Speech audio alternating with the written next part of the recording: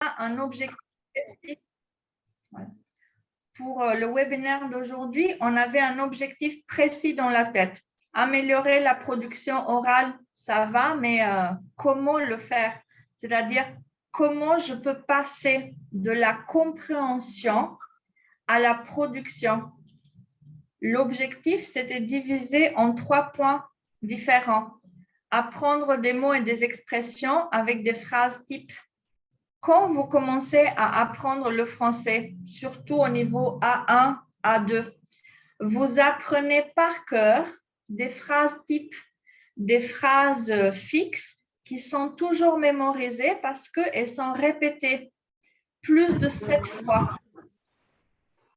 Donc, pour vous, c'est facile à répéter ces phrases parce que vous les avez entendues plus de 7 fois dans différents dialogues quand vous apprenez la langue. Quand je commence à apprendre la langue étrangère, principalement le français, au niveau A1, A2, je compose des phrases courtes. Ensuite, je peux élargir mes phrases, je peux donner des phrases complexes et je peux ajouter des verbes, des adjectifs, je peux ajouter des adverbes, je peux relier 2 phrases courtes en une phrase longue. En plus, comment je peux réaliser à enrichir le domaine de mes arguments? Bon, bien sûr, je dois m'appuyer toujours sur des ressources en français, des ressources authentiques. Alors, bon, qu'est-ce que ça veut dire une production orale? Qu'est-ce que ça veut dire parler, m'exprimer à l'oral en langue étrangère? Bien sûr que c'est un échange. Je parle, l'autre personne va m'entendre, va comprendre qu'est-ce que je dis et il va me répondre. Donc, j'ai toujours une communication qui se passe entre 2 personnes minimum ou plus. Alors, l'objectif de la communication, c'est transmettre un message, résoudre un problème, indépendamment de notre niveau de langue. Je ne vais pas faire trop de théorie aujourd'hui, mais vous comprenez que l'oral, c'est une compétence que je dois maîtriser en plus parce que c'est une compétence qui a plusieurs facettes, c'est-à-dire qui a plusieurs représentations. Pour m'exprimer facilement à l'oral, qu'est-ce que je dois faire? Je dois travailler tous les jours. Je dois être rigoureux ou rigoureuse. Je dois écouter des documents, répéter les phrases. Je dois imiter la prononciation, le rythme, l'intonation. Vous entendez, quand je vous parle, il y a des changements d'intonation. Parfois, je m'arrête un peu plus sur des mots qui sont importants. Parfois, je vais trop vite. Donc, je respecte la structure de la phrase en français, mais j'ai un rythme de parole, j'ai un débit de parole qui peut être différent. En effet, s'exprimer à l'oral n'est pas très facile parce qu'on est bloqué. Nous sommes des adultes. Nous avons une profession, nous connaissons une langue maternelle qui nous est propre, nous connaissons une autre langue étrangère. Donc, quand on veut s'exprimer, il y a toutes ces connaissances qui sont dans notre esprit, qui sont présentes. Donc, qu'est-ce que je veux faire? Je veux transmettre une idée en langue étrangère, mais je veux la transmettre avec toutes les informations que j'ai dans mon esprit. Alors, pour ne pas bloquer à l'oral, s'il vous plaît, échauffez votre parole. Qu'est-ce que ça veut dire? Si on le compare avec le sport, quand vous faites du sport, qu'est-ce que vous faites? Avant de commencer à faire du sport, vous échauffez les muscles. Bon, avant l'examen, pareil. Avant de prendre la parole avec des étrangers, avec des natifs, avec des professeurs, qu'est-ce que vous devez faire? Entraînez votre oreille. Une demi-heure, 1 heure avant de commencer les cours, écoutez en français des documents authentiques, écoutez la radio, écoutez des podcasts, écoutez les news, les informations. À la radio, c'est très important. Comme ça, vous êtes vraiment dans un bain linguistique. Vous vous détachez de votre langue maternelle, vous vous détachez de la langue de tous les jours. Et comme ça, c'est possible, bien sûr, de communiquer en français plus facilement. Bon. Quand vous devez parler, avant de commencer à parler, relaxez les muscles, respirez bien fort et réfléchissez à qu'est-ce que vous voulez dire. Quelquefois, vous pouvez vous tromper, faire quelques erreurs. C'est pas grave. Détendez-vous, relaxez votre esprit. On peut commettre des erreurs, même en langue maternelle. Bon, figurez-vous en langue étrangère. L'objectif, c'est toujours de passer le message. Ritika, vous avez une question? Non? Pas de question. Alors, quand vous parlez, essayez de ne pas parler trop vite. Dans ma langue maternelle, j'ai un débit de parole qui peut être rapide. Je m'exprime rapidement parce que c'est ma langue maternelle. Mais dans une langue étrangère, je ne vais pas parler très rapidement. Je vais essayer de prendre le temps de réfléchir avant de prononcer des phrases parce que j'ai besoin de réfléchir à toute la phrase que je vais prononcer. Avant de prononcer la phrase, vous la construisez dans votre esprit. Donc, prenez le temps de formuler la phrase. Quand vous bloquez, ne vous obsédez pas. Vous êtes en train de parler, mais vous bloquez à un certain moment parce que vous ne trouvez pas le mot que vous recherchez. Le mot ne vient pas à l'esprit. Alors, respirez, reformulez la phrase que vous êtes en train de prononcer. Alors, le message va passer correctement. Quand vous ne trouvez pas comment dire les choses, changez votre rythme de parole. Respirez, reformulez, mais continuez toujours. Ne laissez pas des espaces vides quand vous vous exprimez. Quand vous échangez avec les personnes, laissez le temps aux autres d'écouter vos paroles et de comprendre, comme ça ils vont vous répondre.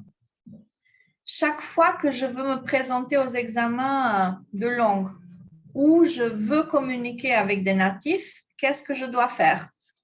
Pour élargir la liste de mes arguments, pour élargir le vocabulaire que je dispose, qu'est-ce que je vais faire?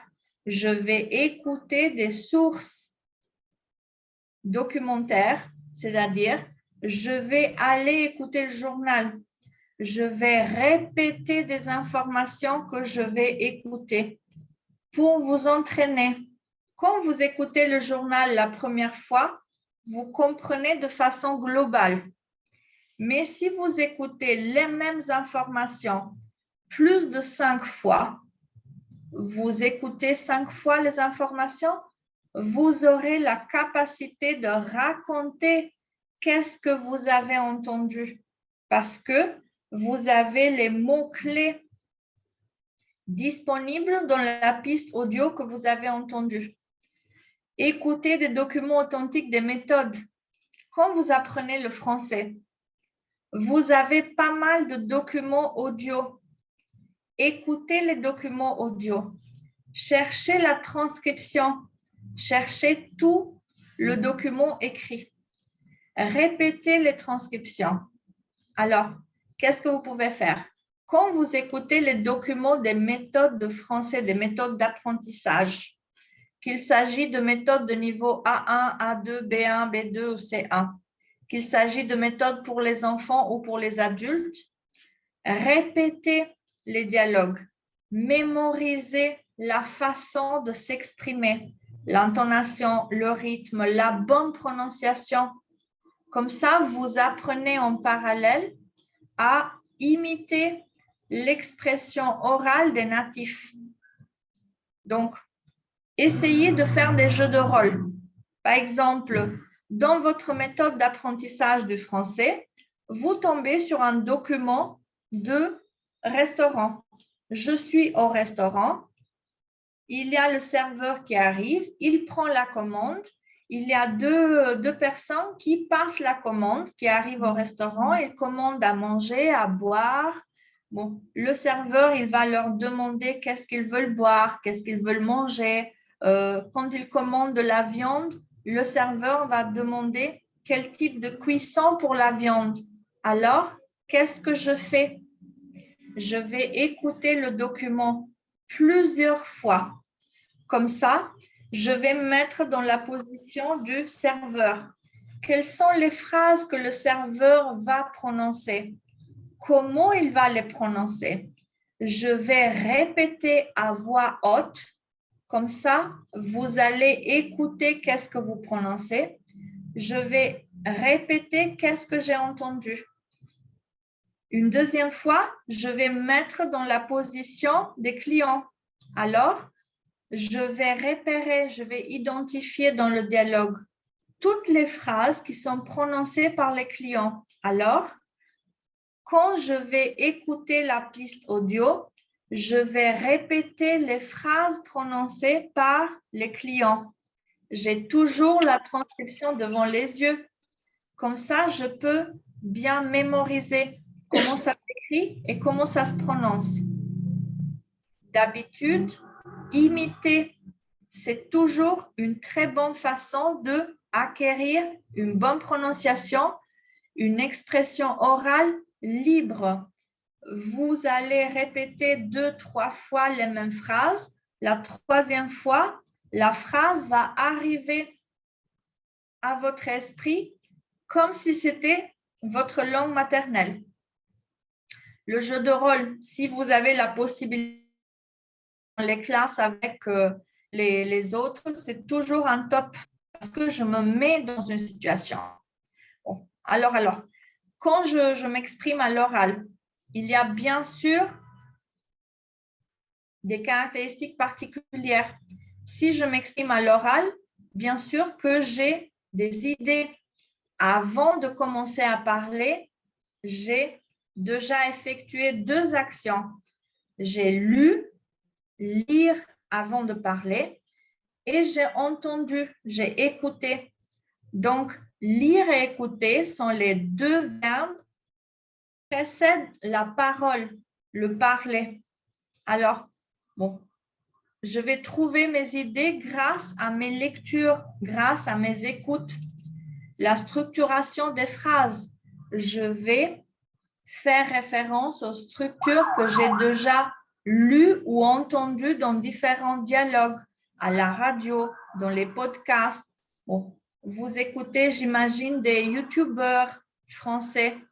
Vous écoutez des films probablement. Je vais bien sûr faire référence au langage. La langue a 3 niveaux. Quand je parle de la langue, je peux manipuler et je peux m'exprimer selon le niveau de langage demandé. Dans les exercices, quelquefois, vous devez parler, converser avec un ami français, avec un camarade de votre classe. Alors, le langage va être bien sûr adapté à l'âge, à la situation de communication. N'oubliez pas que je peux utiliser tu si je communique avec les personnes de ma classe, si je communique avec des personnes de mon entourage qui ont mon âge. Par contre, quand je vais communiquer avec des personnes qui ont une autre hiérarchie, mes supérieurs, mes directeurs, mes professeurs, une personne que je connais, que je contacte pour la première fois, alors, qu'est-ce que je fais? Je vais me relaxer, je vais parler toujours avec vous. Bon. Bien sûr que l'expression orale se compose de ce qui est le non-verbal. 70% de notre communication passe par notre corps, par l'intonation de la voix, passe par le contact visuel. Bon, vous voyez, je bouge les mains, je bouge bien sûr la tête, j'ai un contact visuel. Il y a tout ça qui se passe quand je communique. Quand vous voulez parler, vous bloquez quelquefois parce que vous vous concentrez sur l'expression, ce que je veux dire. Attention, même les gestes sont importants quand vous parlez. Bon.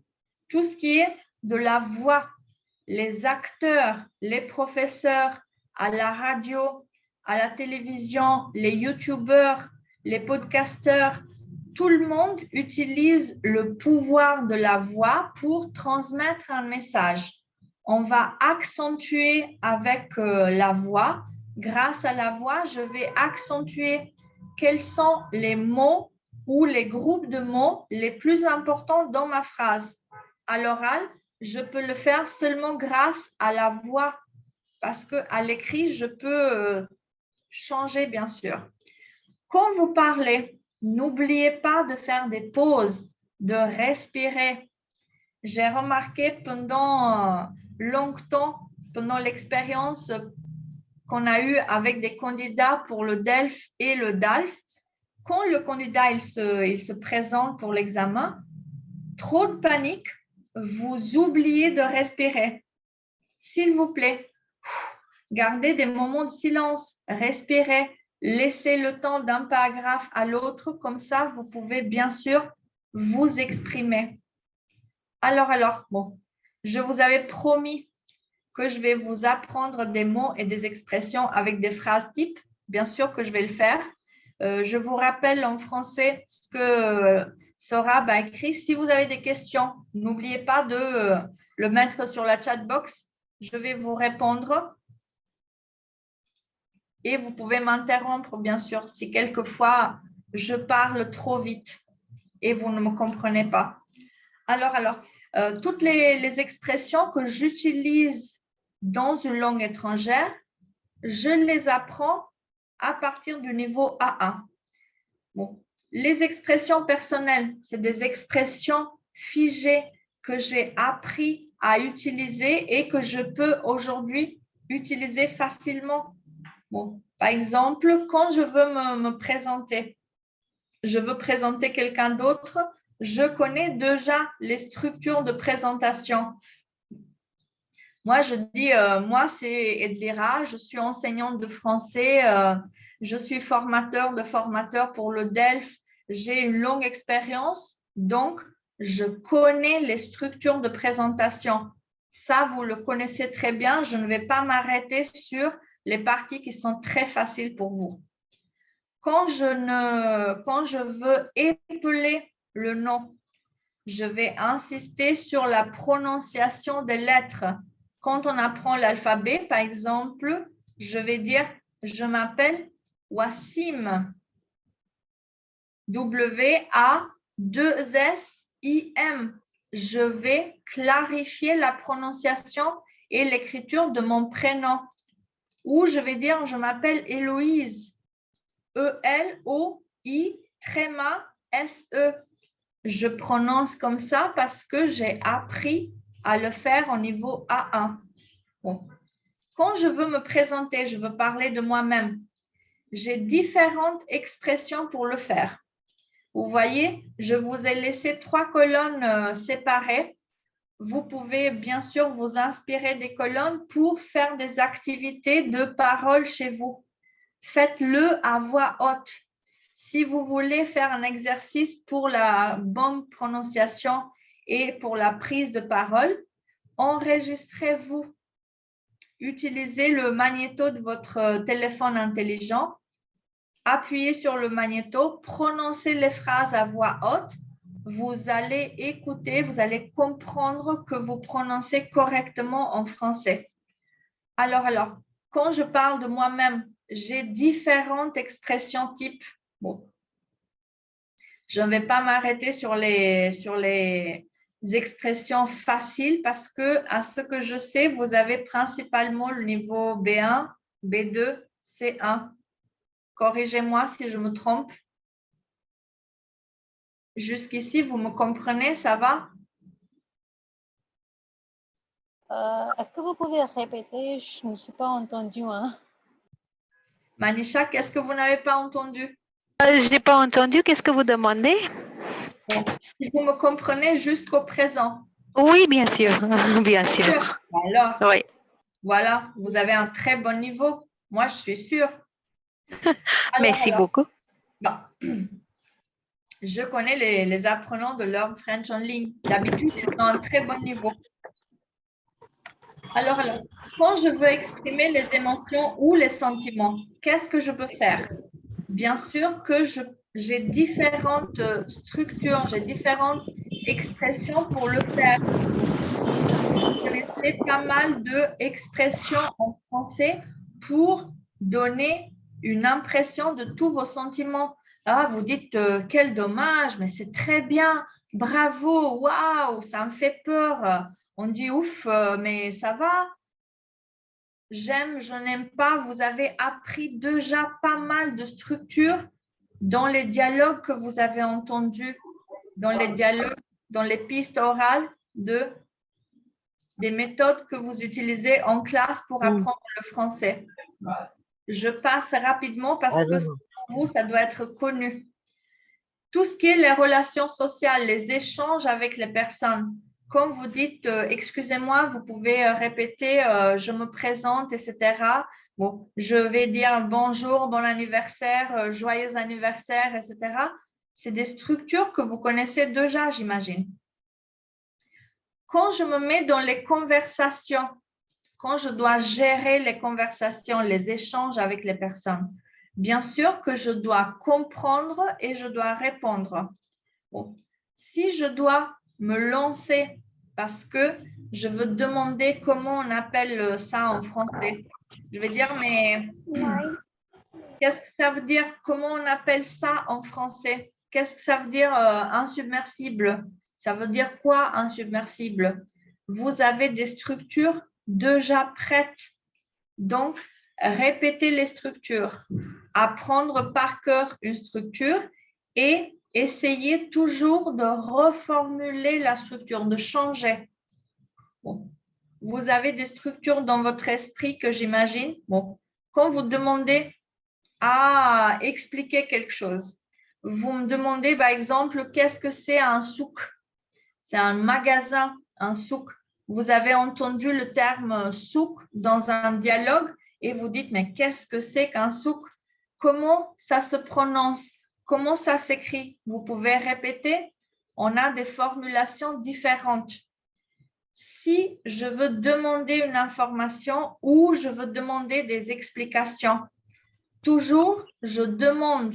Alors, j'ai pas mal de questions pour m'informer. C'est des questions que vous avez appris, j'imagine, à partir du niveau A2. Bon, des structures de type qu'est-ce que tu as dit, comment tu as prononcé, tu pars quand, à quel moment vous venez, etc. Bon, maintenant, c'est à vous la parole.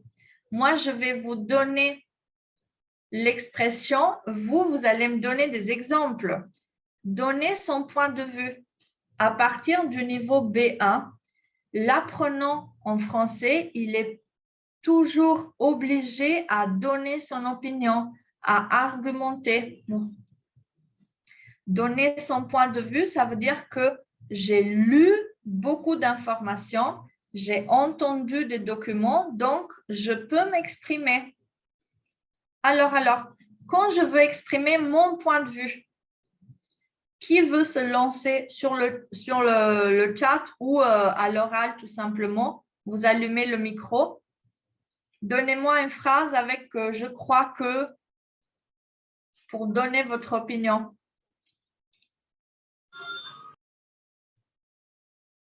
Oui, madame. Bah, allez-y. Je crois qu'il est malade. Désolée. Vous croyez qu'il est malade?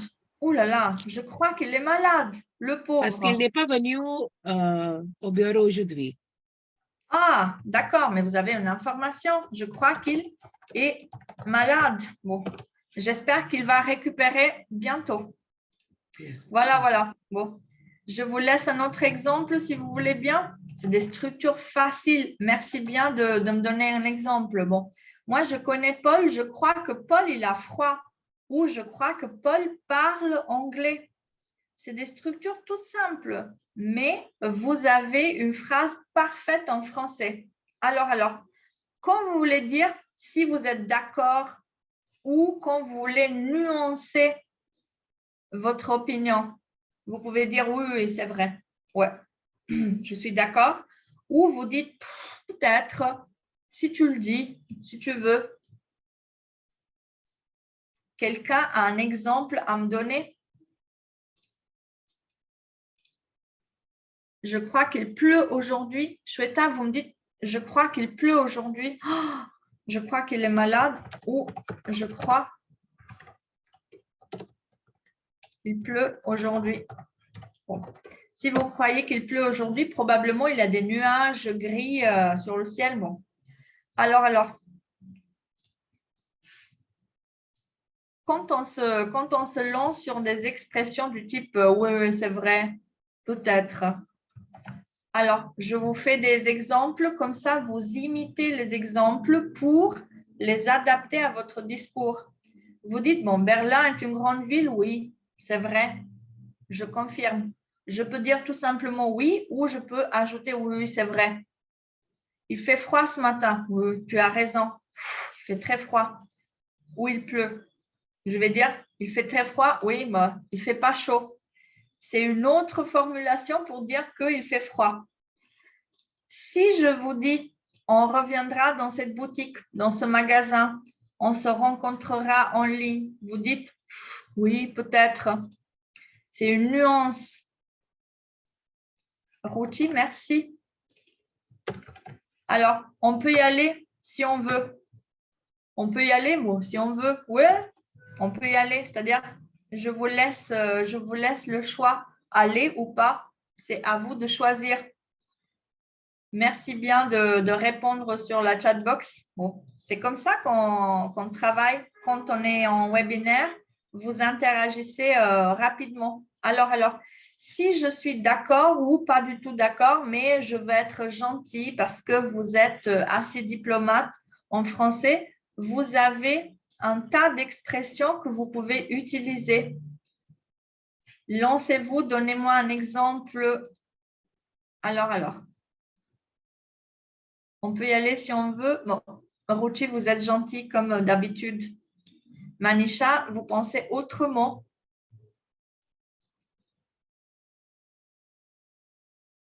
C'est une phrase, un exemple? Non, je ne suis pas d'accord. Vous ne pensez pas autrement. Donnez-moi la phrase complète en français. Vous pouvez allumer le micro si vous voulez. C'est beaucoup plus rapide.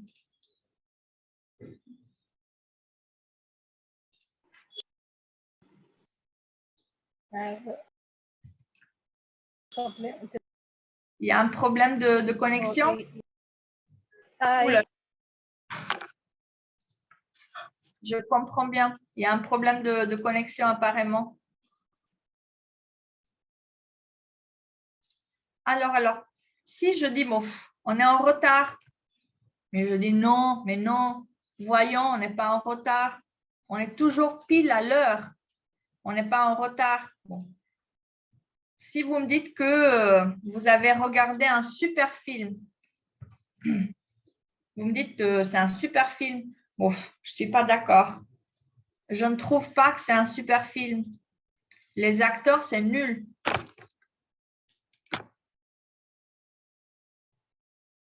Alors. Manisha, vous me dites que vous avez un petit souci de connexion, un problème de connexion, ça va? Ruchi, vous me dites un Français qui ne sait pas parler français vraiment? Bon, c'est pas vrai. Alors. Un Français qui ne sait pas parler français vraiment, mais comment ça c'est possible? Merci de vos exemples. Bon, ça peut arriver. Un Français adopté par une famille étrangère, bon, même s'il est natif français, il n'a jamais parlé avec sa famille en français, il ne sait pas parler français. Ou c'est un Français muet, mais ça n'existe pas. Je le trouve, Shweta, vous me dites, vous trouvez ennuyeux et lent le film. Mais non, mais vous êtes sûr? Long, le film, 3h30. C'est pas très long. Les films indiens sont toujours longs. Je le sais, je le sais. Ennuyeux le film parce qu'il est long, mais non, mais vous êtes sûr? C'était un film de 3 heures. J'utilise un peu d'ironie pour dire que ça va, 3 heures pour un film indien, ça, c'est tout à fait normal. Alors, Smita, vous me dites que je ne le trouve pas très intéressant. Voilà les nuances. On aime bien les nuances. Je ne le trouve pas très intéressant. Hop là. Je suis sûre que quand vous écrivez sur la chat box, il y a toujours l'absence des accents. Voilà, voilà. Si je veux approuver, je vais être d'accord avec vous ou le contraire. Je veux désapprouver, dire non, mais ce n'est pas possible. Alors, vous avez des structures à côté. Donc, si je dis, je suis pour et je vais continuer avec que plus la phrase ou je vais donner un non ou je vais dire tout simplement je suis d'accord avec vous. Mais je peux être contre aussi. Je vais dire arrêtez un moment parce que je suis contre la prononciation que vous faites. Je suis contre le dimanche férié. Je suis contre les vacances. Qui va me donner un exemple rapide sur la chat box?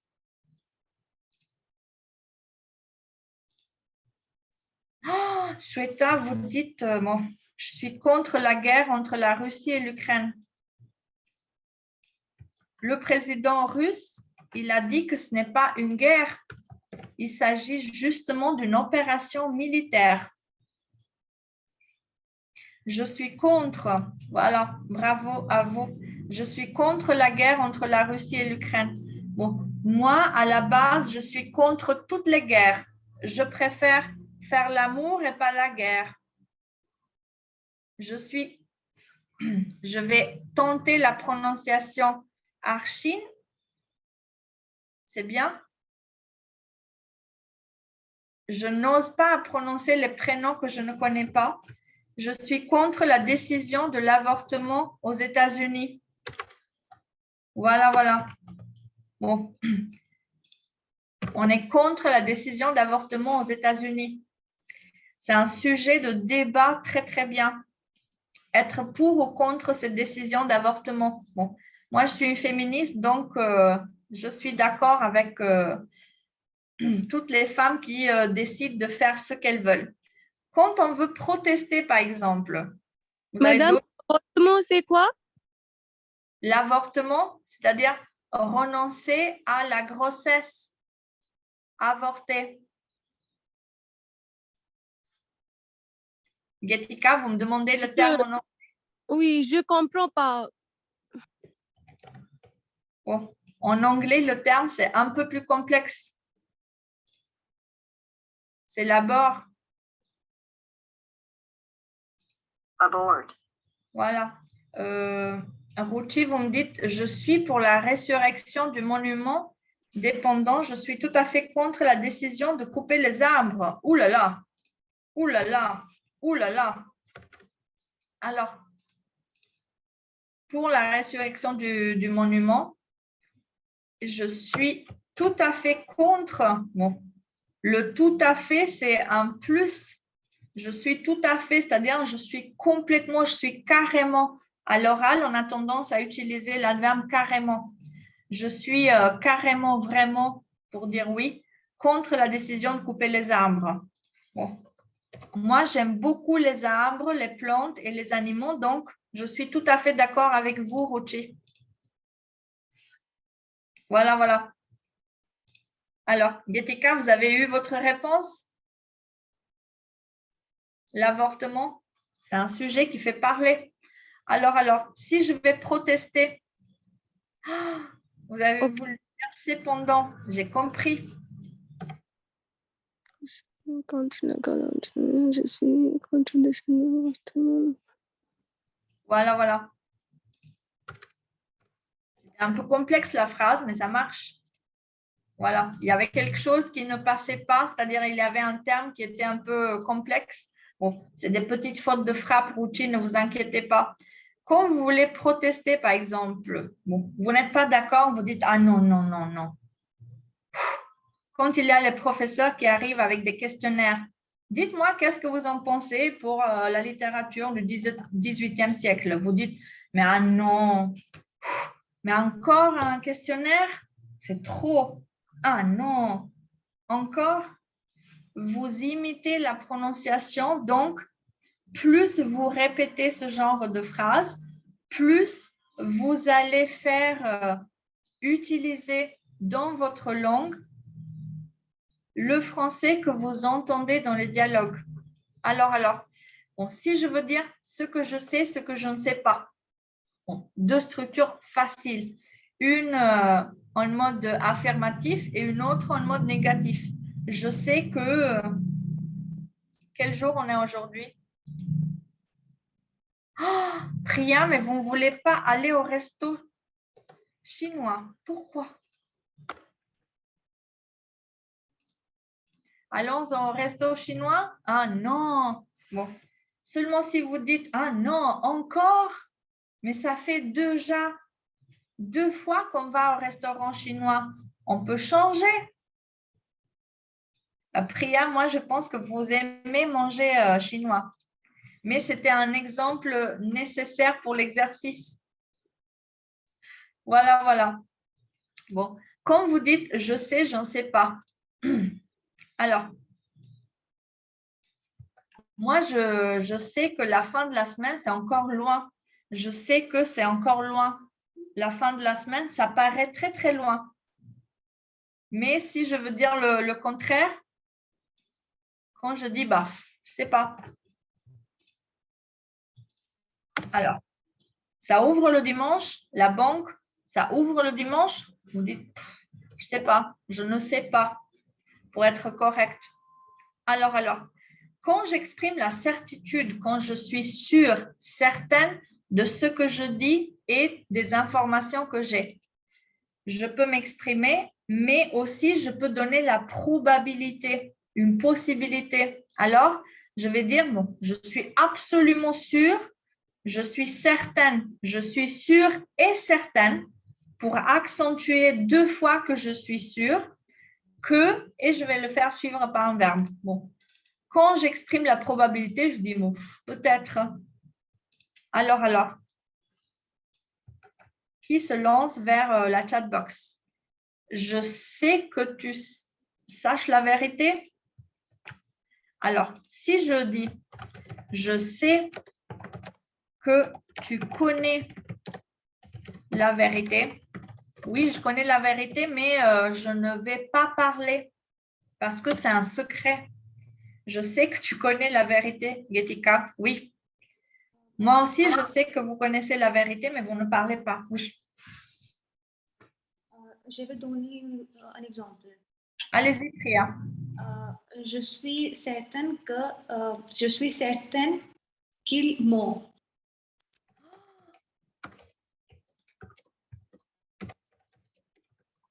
Alors, on fait la guerre en menteur. Si ils mentent, vous l'abandonnez parce que vous connaissez la vérité. Je suis certaine qu'ils mentent. Bon. Tu as peut-être raison. Moi, je ne connais pas la personne, donc je ne vais pas m'exprimer librement. Bon. Là, je vais dire peut-être. Bon, tu as peut-être raison. Ils mentent. Peut-être que tu as raison. Oui. Alors, si je veux exprimer ma capacité à faire quelque chose, j'ai 2 formulations différentes. Je suis capable de faire l'action ou je sais faire l'action. Qui va me donner un exemple? Sur la chat box où vous allumez votre micro.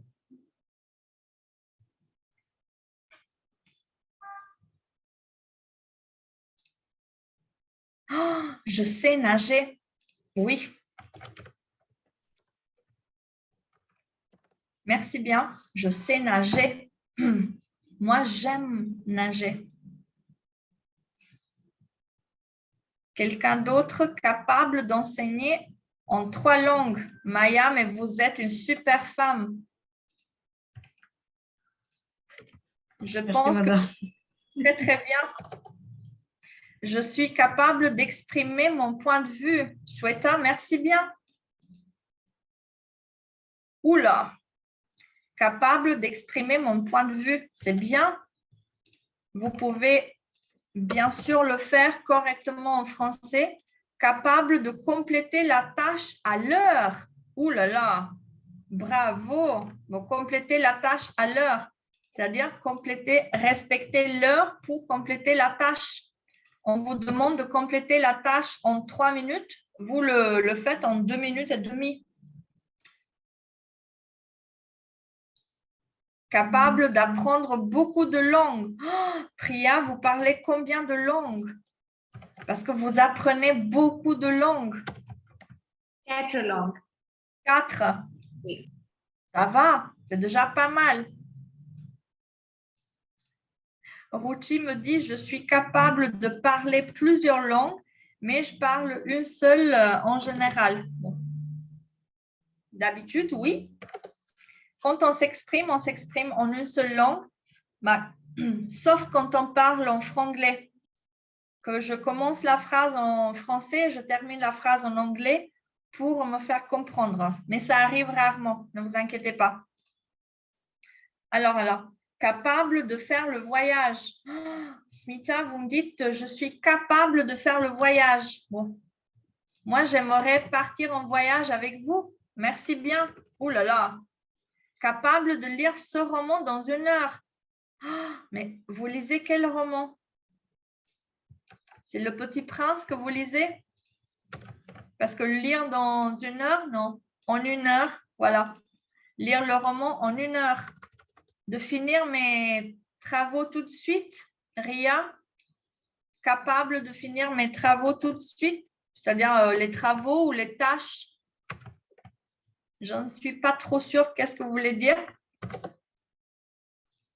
Mes travaux, immédiatement, vous avez la capacité de le faire. Bon, allez-y.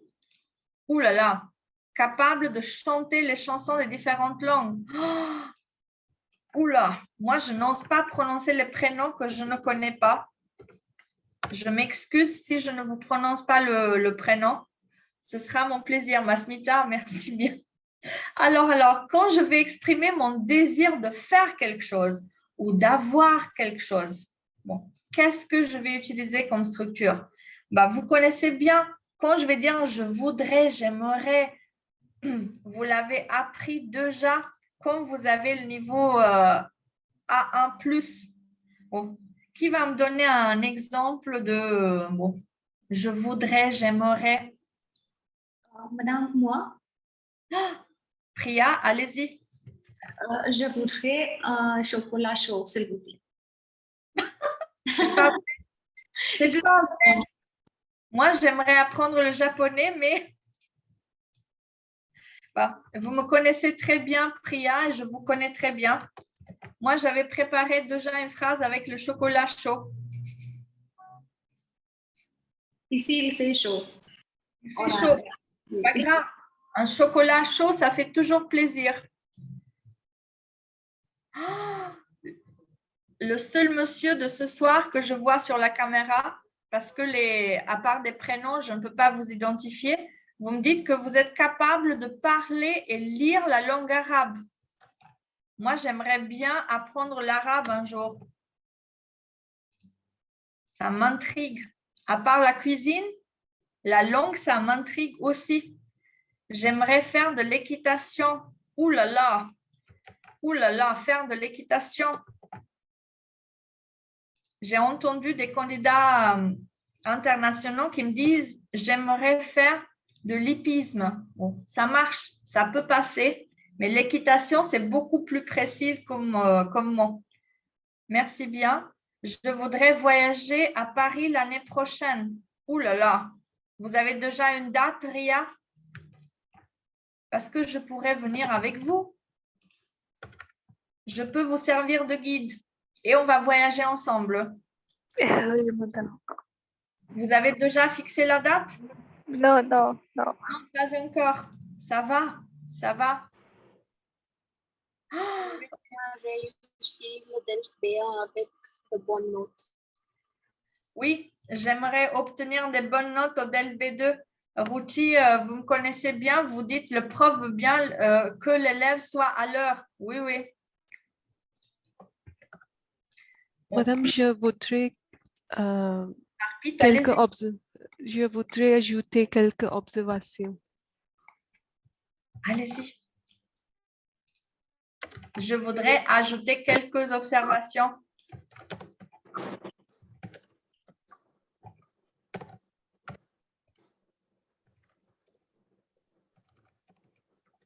Voilà, voilà. J'ai encore des messages, joindre les cours de production orale. Priya, mais vous avez vraiment besoin de ça? Oui. Venez, vous êtes toujours la bienvenue. Vous êtes la bienvenue parce que vous animez correctement les groupes. Vous donnez beaucoup de vocabulaire au groupe. Ça va? Oh, Anjali, je vous comprends très bien. Vous aimeriez avoir des vacances. Ouh là là. Ouh là là.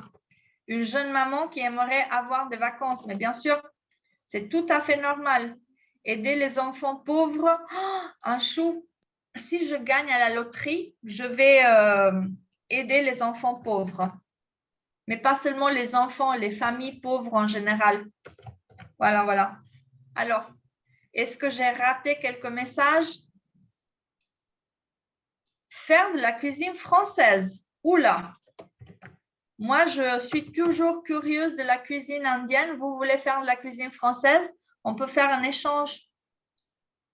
On peut échanger des recettes, pourquoi pas? Alors, si je veux exprimer mon intention de faire quelque chose, quand je veux réaliser quelque chose, bon, je pense à réaliser mon objectif, la structure la plus simple, mais j'envisage de atteindre mes buts, la structure beaucoup plus complexe. Alors, qu'est-ce que je pourrais dire ici? Bon, dans l'avenir, moi, j'ai une idée.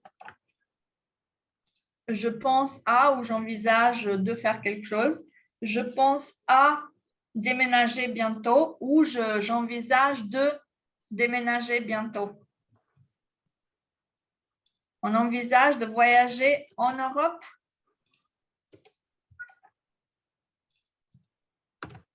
Alors. En Europe. Alors.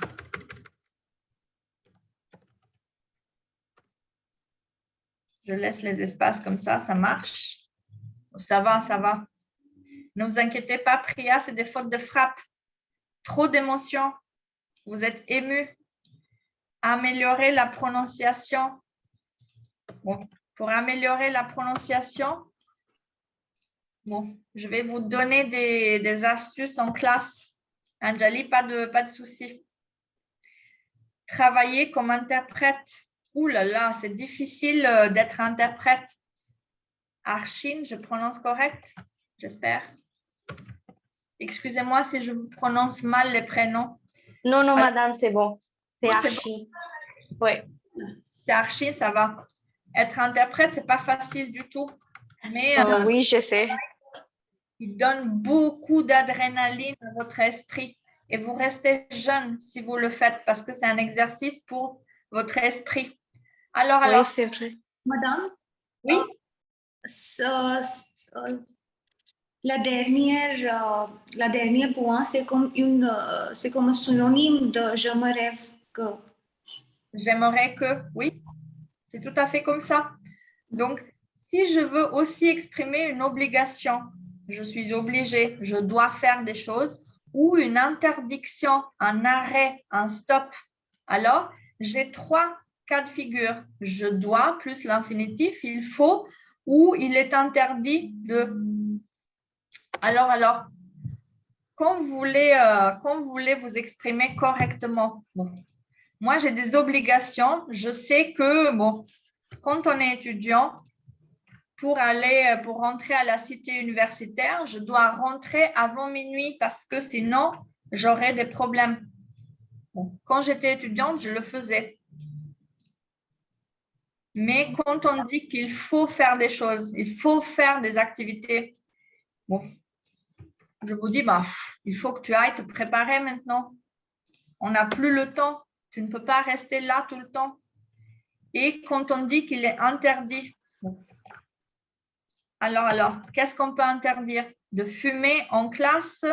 Oui. Quand on peut interdire des activités, qu'est-ce qu'on peut dire d'autre? Vous avez d'autres exemples? Il est interdit de sortir de la maison après 11 heures. Ouh là là. Après 11 heures du matin ou après 23 heures? 23 heures. D'accord.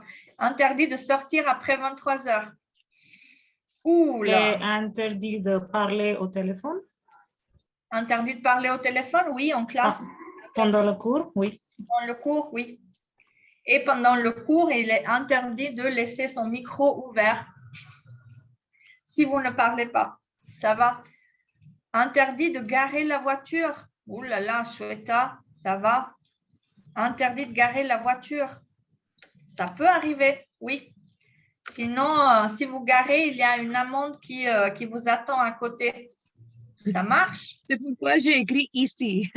Oui, ça marche. Mais c'est-à-dire vous pouvez garer un peu plus. उन्होंने अपना कुछ दिया था हाँ ये वो हुआ था ना Alors, si je veux changer un peu et je veux faire quelque chose ou je veux faire, c'est-à-dire je veux obliger quelqu'un à faire des actions. Interdit de photographier, Snéha. Oh, je connais des restaurants où il est interdit de photographier. Parfois, il est interdit de photographier dans les églises, dans les temples. Il est interdit de photographier. Oui. Les monuments aussi. Dans les monuments, oui. Photographier les monuments, quelquefois, c'est interdit. Mais on peut acheter des cartes postales avec de très belles photos. Voilà. Interdit la chasse aux animaux. Ah, la chasse est bien sûr interdite. Alors, puisque la chasse est au féminin, il est interdite la chasse aux animaux, bien sûr. On ne doit pas chasser les animaux. Bon. Ah, mais pourquoi ça me corrige comme ça? Alors, si je veux vous obliger à faire des actions, je veux vous faire faire des actions. Bon, vous connaissez tous, j'imagine, l'impératif pour donner des ordres, pour conseiller, pour orienter. Bon, vous avez des phrases avec tu dois, je prendrai, je voudrais, etc. Donc, c'est tout à fait possible de construire des phrases comme ça. Bon, je vous dis, bon, excusez-moi, asseyez-vous, prenez votre place, bon, coupez le micro, il y a beaucoup de bruit, je vous donne des ordres. J'utilise l'impératif, mais à l'oral, je modifie un peu le volume, l'intonation de la voix. Je dis, bon, excusez-moi, coupez le micro. Je ne suis pas très sévère. Je ne dis pas, coupez le micro, tout le monde en classe va m'écouter. Non, j'utilise une intonation qui soit adaptée à la situation.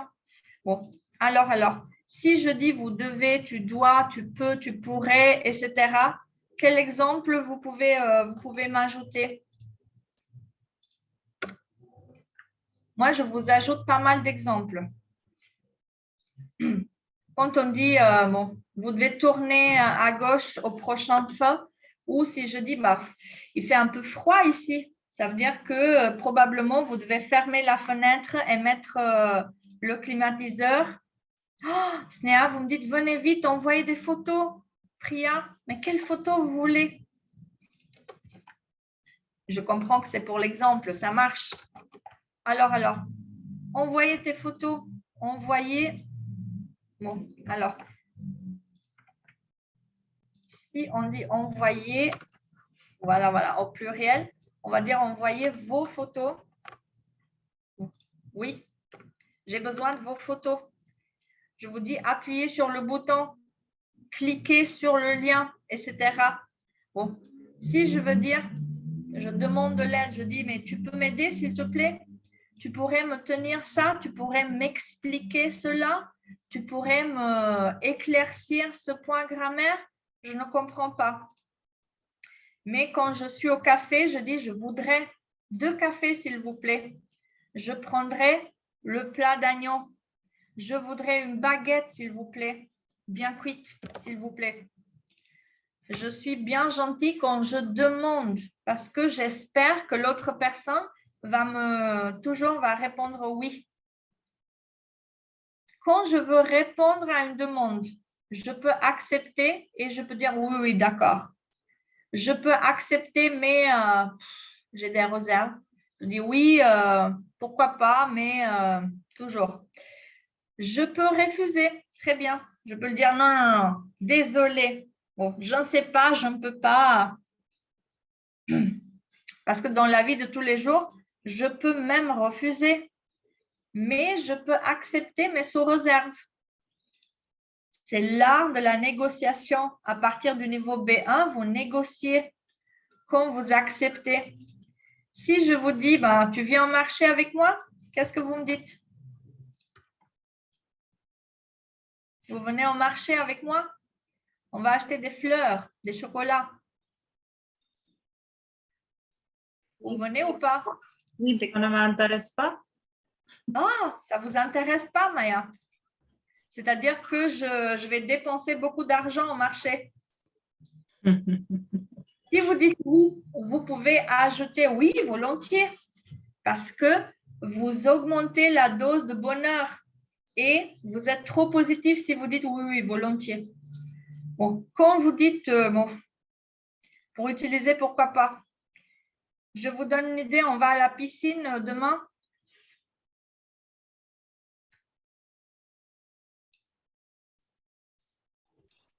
Si je vous lance une idée comme ça, pardon. Je vous dis, est-ce qu'on va à la piscine demain? Vous me dites pourquoi pas. C'est-à-dire, c'est une affirmation. Pourquoi pas? Bon. Shweta, vous dites, j'ai mal au genou. Vous ne voulez pas aller au marché avec moi? J'ai bien compris, ça va. Vous restez avec Maya, pas de souci. Ruchi, vous dites que vous allez vous excuser parce que vous avez un truc à faire après. Bon, on va se revoir demain, Ruchi, pas de souci. Bon, je vais vous demander le portable. Pouvez-vous me prêter votre portable? Qu'est-ce que vous allez me dire? non, désolé. Oh, non, désolé. Oui, bien Oui, sûr. bien sûr. Oui, bien sûr. Principalement, tout ce qui est téléphone portable, c'est trop privé. Donc, on a tendance à dire non, désolé. J'ai plus de batterie. Désolé. Je trouve une justification, mais je suis gentille quand je réponds. Bon, Getika, j'ai compris. Vous avez un cours. Ruchi aussi, elle doit s'excuser. Bon, ça va. Si je veux proposer de faire quelque chose, j'ai toujours les mêmes structures que j'utilise pour proposer l'impératif, mais je vous dis, vous voulez faire quelque chose, j'utilise une phrase interrogative et on dit, on pourrait probablement déjeuner ensemble. Vous avez envie de manger? Pas en ce moment. On pourrait déjeuner ensemble. C'est une forme très polie pour dire, on va déjeuner ensemble. Voilà, voilà. Bon. Si je vous donne un exemple de verbe à l'impératif, je vais dire, bon, vas-y, à ma place si tu veux, moi, ça ne m'intéresse pas. Vas-y, c'est-à-dire, continue. Je te propose d'y aller. Moi, je ne vais pas le faire. Mais quand je vous pose une question, si vous voulez faire une action, alors, vous voulez venir ce soir, on va au ciné. Ça vous intéresse d'aller au cinéma ce soir? Vous pouvez répondre comme vous voulez. Bon. Quand on fait une phrase interrogative toute simple, plutôt dans la langue familière, on sort, ouais, non, etc. C'est-à-dire, on a différents cas de figure pour nous exprimer. Si je veux vous proposer de l'aide avec est-ce que je peux, bien sûr, Vous connaissez la structure? Est-ce que je peux vous aider? Est-ce que je peux vous répondre? Est-ce que je peux savoir quel est votre problème, etc.? Bon, c'est facile à le faire. Mais quand je vous dis laissez-moi ou laissez-nous suivi de l'infinitif, qu'est-ce que je peux dire comme exemple? Bon, je vais dire laissez-moi essayer. Si ça ne marche pas, je vous laisserai continuer. Bon, vous voyez qu'il y a pas mal de cas de figure où vous avez déjà des structures prêtes, comme vous pouvez proposer. Si vous dites je suis d'accord ou pas, etc. J'ai différentes structures pour apprendre à mémoriser des phrases en français. Bon, quand on veut interdire quelque chose, bon, qu'est-ce qui est interdit?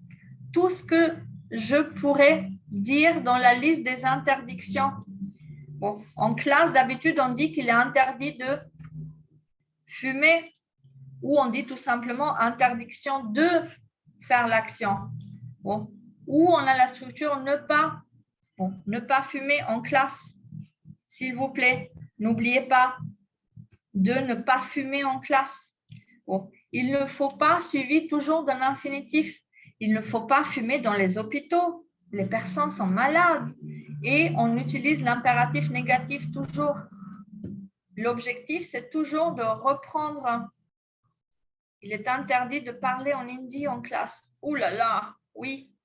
Et en anglais, parce que moi, je ne comprends pas trop l'anglais. Je rigole, je me débrouille en anglais. Voilà. Bon, quand vous commencez déjà à mémoriser ces structures de phrases, vous pouvez bien sûr élargir les informations que vous donnez à l'oral. Bon, pour maîtriser les structures en français, qu'est-ce que vous faites? Vous commencez par les phrases courtes. Les phrases simples sont toujours celles que vous connaissez par cœur. Bon, vous prenez la phrase verbale. C'est une phrase où il y a toujours un verbe. Le trio sujet, verbe, complément que vous connaissez très bien en français. Je vais dire, bon, ce soir, nous dînons au restaurant, mais je peux élargir la phrase. Cette phrase, elle est toute simple. Ce soir, nous dînons au restaurant. Bon. Je peux aussi raccourcir la phrase. Je peux dire, nous dînons au restaurant. Une information très simple, tout le monde peut le faire. Mais si je veux élargir la phrase, je veux la prolonger un tout petit peu, je peux donner des informations. À quel moment? Je ne dis pas ce matin, mais je dis ce soir. Mais si je veux encore plus élargir ma phrase, je vais commencer à partir de la structure simple et je vais dire ce soir, pour notre anniversaire de mariage, nous dînons au restaurant avec un petit groupe d'amis. Vous voyez comme à partir de la phrase de base, très simple, j'ai élargi ma phrase, j'ai prolongé ma phrase. Aussi, j'utilise une phrase nominale en français. Cette phrase comporte toujours un verbe. Il n'y a pas de verbe dans cette phrase. Dans la phrase nominale, il y a toujours un nom. C'est pour ça qu'elle s'appelle une phrase nominale. Bon, je vais dire premier bouquin, premier livre, nul. Premier plat, déception.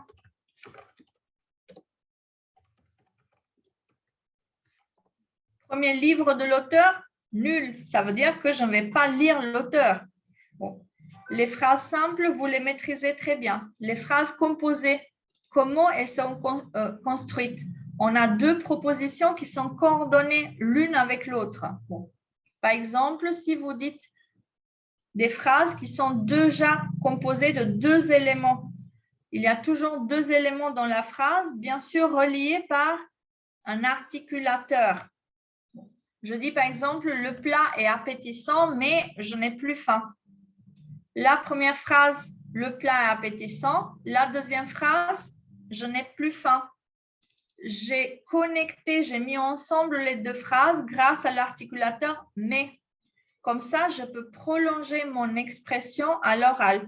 Je dis, bon, le livre, il est bien, mais moi, je ne comprends pas trop l'anglais.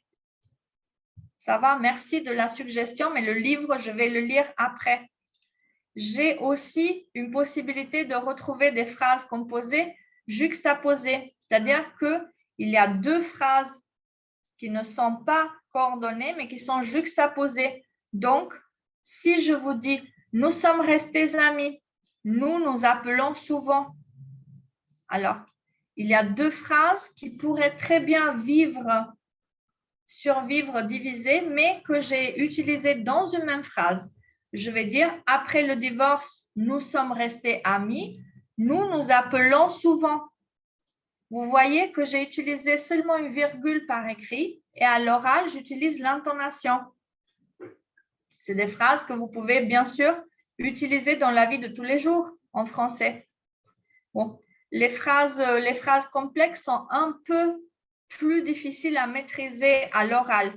Bien sûr que sont les propositions subordonnées relatives. Vous utilisez le pronom relatif simple ou composé. Bon. Bien sûr que vous avez la possibilité de le faire dans la vie de tous les jours. Plus vous écoutez des documents, plus les phrases seront à votre esprit. Si par exemple, j'utilise la proposition subordonnée relative pour compléter un nom ou un pronom, je vais dire, bon, Jean, qu'est-ce qu'il adore? Les histoires qui font peur. Bon. Les histoires qui font peur a plutôt le sens d'un épithète, c'est-à-dire j'ai tendance à donner un adjectif en plus. Bon. Si je parle de proposition subordonnée conjonctive, bon, là, je vais vers le niveau B2 plus C1. L'objectif, c'est toujours de relier deux structures de phrases avec toujours un articulateur composé. Bon, j'ai tendance à utiliser quoique, comme, si, quand, etc. Si je vous dis, nous avons exigé qu'il soit présent à notre prochaine rencontre. Nous avons demandé, il devrait être présent, il doit être présent, mais je vais mettre les deux phrases ensemble. Alors, je vais dire, qu'est-ce que nous avons exigé? Nous avons exigé qu'il soit là toujours avec nous. Ils donneront une réponse quand ils auront étudié la question. C'est-à-dire, ils doivent étudier la question, ils doivent réfléchir. Après, ils vont me donner une réponse. Mais moi, j'ai mis les phrases, j'ai postposé les phrases, c'est-à-dire j'ai mixé un peu les phrases. Nous obtiendrons gain de cause parce que nous avons raison. Nous avons raison, je suis sûre. Alors, la conséquence, c'est nous avons toujours le droit. On va obtenir le cas, on va gagner la cause. Nous obtiendrons gain de cause parce que nous avons cette possibilité. Bon, moi, j'avais prévu aussi de toucher un peu les niveaux de langue, mais je vois que j'ai dépassé l'heure, comme d'habitude. Voilà, voilà. Avez-vous des questions pour moi? Pour améliorer la production orale? Que veut dire gain de cause? On va gagner la cause quand on va au tribunal. Obtenir un gain de cause, ça veut dire obtenir le droit de gagner au tribunal. Voilà, voilà. Ruti, vous avez eu votre réponse?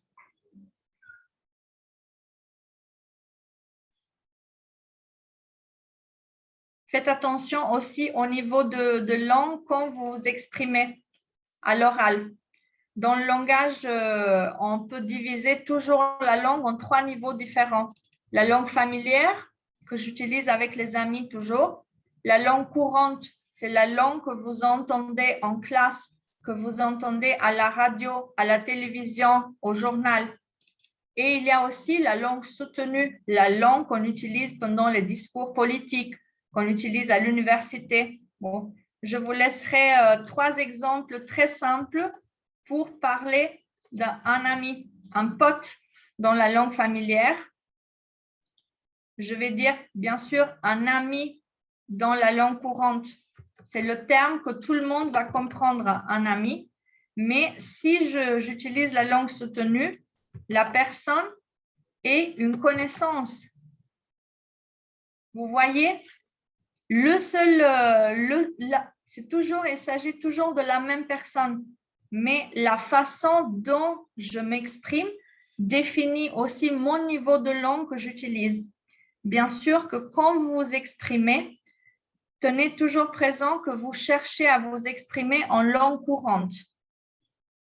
D'habitude, en classe, quand vous parlez avec des natifs, utilisez toujours la langue courante.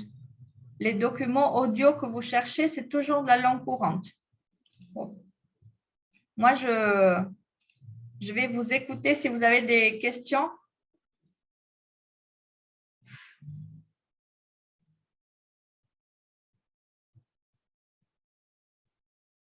Pas de questions, ça veut dire que... Priya, pas de questions? Parfois, ça veut dire que j'ai trop bien expliqué ou j'ai rien expliqué.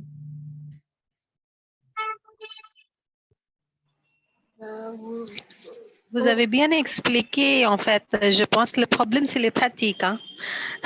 Dans la vie quotidienne, normalement, ça ne fonctionne pas comme... c'est pas si facile, hein, parce que les étudiants, ils n'arrivent pas à s'expliquer en français. Ils n'arrivent pas à s'exprimer en français, ils n'arrivent pas à s'exprimer correctement.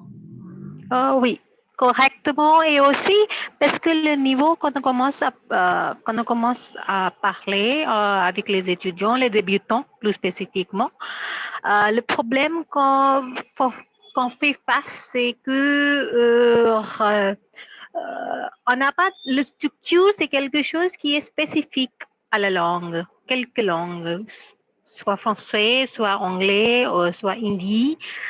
Et c'est difficile d'expliquer aux étudiants comment parler dans cette langue. C'est ça le problème. On sait les règles, mais c'est difficile à leur expliquer. Alors, je ne sais pas comment on le fait parce que les débutants, ils n'arrivent pas en fait à bien comprendre les documents authentiques aussi. Je vous comprends bien, mais quand on commence à apprendre le français, on utilise toujours un manuel, un livre pour l'apprentissage.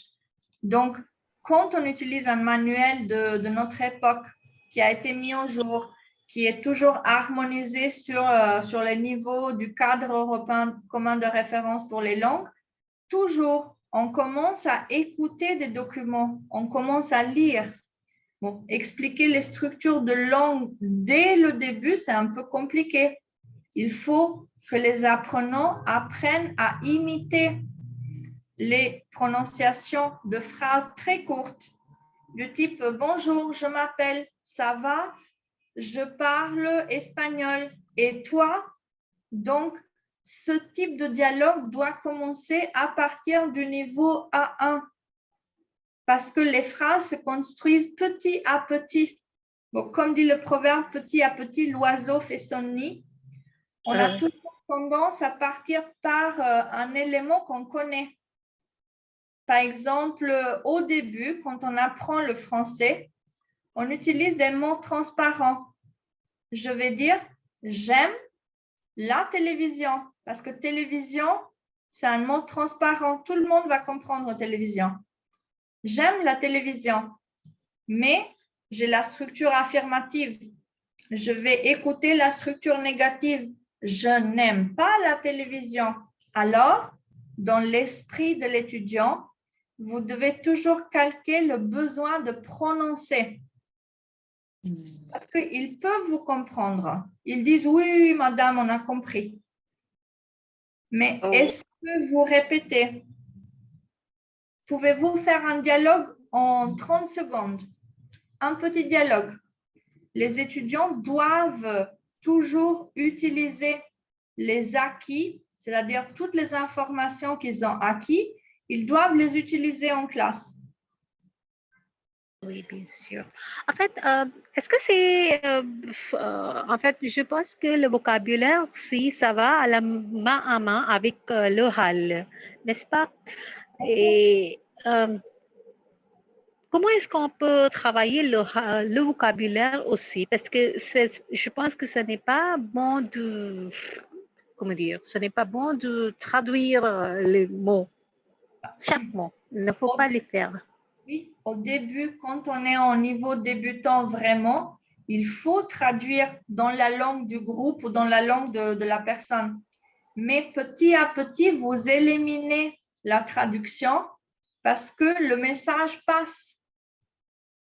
C'est facile. Si vous dites à un débutant, « Ah non, non, non, non, je ne parle pas japonais », le débutant, il va comprendre le geste et il va entendre l'intonation. Non, non, non, non, non. Il ne va jamais comprendre « je ne parle pas japonais », c'est sûr. Mais il va comprendre les gestes. Qu'est-ce que je vous ai dit au début? Quand vous vous exprimez à l'oral, 60% de la communication, c'est non-verbal. C'est les gestes. Comme ça, avec les gestes, avec les paroles, bon, le débutant, il va dire, qu'est-ce que c'est ça? Comment on appelle ça? Ça va être difficile, bien sûr, mais l'objectif est toujours de gagner en confiance. Parce que si vous avez de la confiance, si vous dites, OK, moi, je peux communiquer, je peux prononcer des phrases en français, alors votre esprit va élaborer encore plus de lexique. Les phrases n'arrivent jamais dans votre esprit du jour au lendemain. On apprend chaque jour un nouveau mot, une expression, un nouveau verbe, mais on oublie facilement. Ouais. Alors, pour ne pas oublier, il faut répéter. Je sais que la répétition, c'est pas très agréable, c'est ennuyeuse, mais répétez les verbes, répétez les mots, demandez des dialogues toujours. Qu'est-ce que vous en pensez? Vous êtes d'accord ou pas d'accord? Posez des questions à vos apprenants. Ça marche très bien si vous apprenez à vos étudiants qu'ils parlent déjà français. Ils peuvent communiquer. La communication se passe même au niveau A1 quand ils disent « ma ville est Delhi, j'habite la capitale ». Comme ça, ils sont rassurés. Ils disent oh, « mais moi, je parle français, je vais partir en France. » Facile. Vous les rassurez. Plus ils gagnent en confiance, plus ils vont s'exprimer. Ils vont faire des fautes, oui. Mais on apprend par nos erreurs, toujours. Oui, bien sûr. Merci beaucoup. Merci à vous d'avoir participé à ce webinaire et merci à Learn French en ligne pour demander d'être ensemble.